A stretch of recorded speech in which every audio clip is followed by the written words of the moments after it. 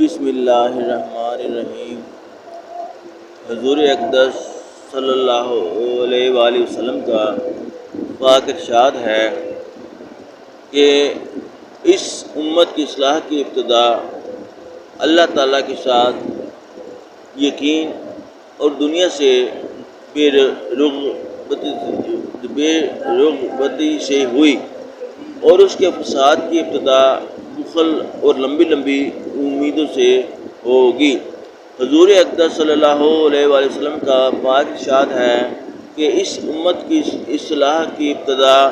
اللہ تعالیٰ کے ساتھ یقین اور دنیا سے بے رغبتی سے ہوئی، اور اس کے فساد کی ابتدا بخل۔ بسم اللہ الرحمن الرحیم۔ حضور اقدس صلی اللہ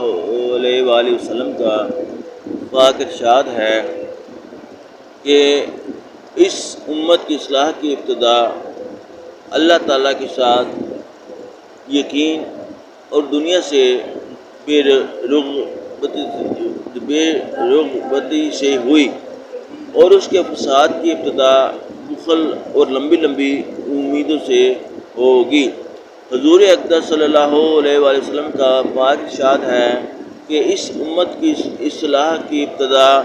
اللہ تعالیٰ کے ساتھ یقین اور دنیا سے بے رغبتی سے ہوئی، اور اس کے فساد کی ابتدا بخل اور لمبی لمبی امیدوں سے ہوگی۔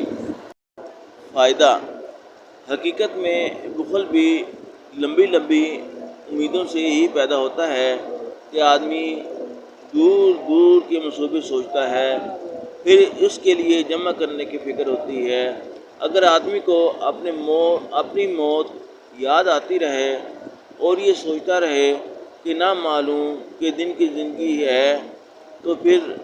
نہ تو زیادہ دور کی سوچ و فکر ہو، نہ زیادہ جمع کرنے کی ضرورت ہو، بلکہ اگر موت یاد آتی رہے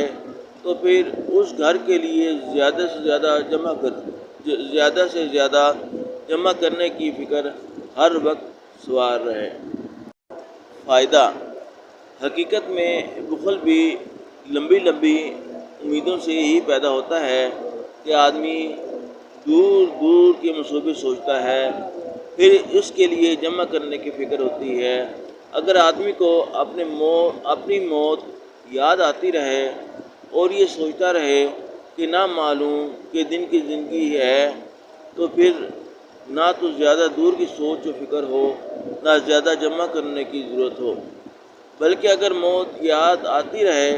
تو پھر اس گھر کے لیے زیادہ سے زیادہ جمع کرنے کی فکر ہر وقت سوار رہے۔